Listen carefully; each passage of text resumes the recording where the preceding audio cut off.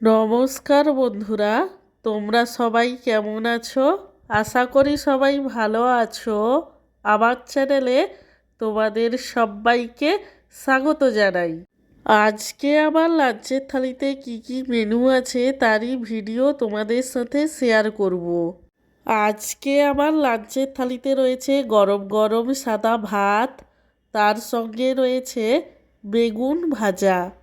বেগুন ভাজার পরে রয়েছে গাজর, আলু আর বেগুন দিয়ে পালং শাকের তরকারি এবং সব শেষে আছে পাবদা মাছের ঝাল, যেটা সর্ষে বাটা দিয়ে বানিয়েছিলাম।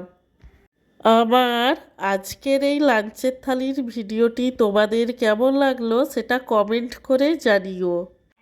আর ভিডিওটিতে লাইক দিতে এবং চ্যানেলটিকে সাবস্ক্রাইব করতে একদমই ভুলো না।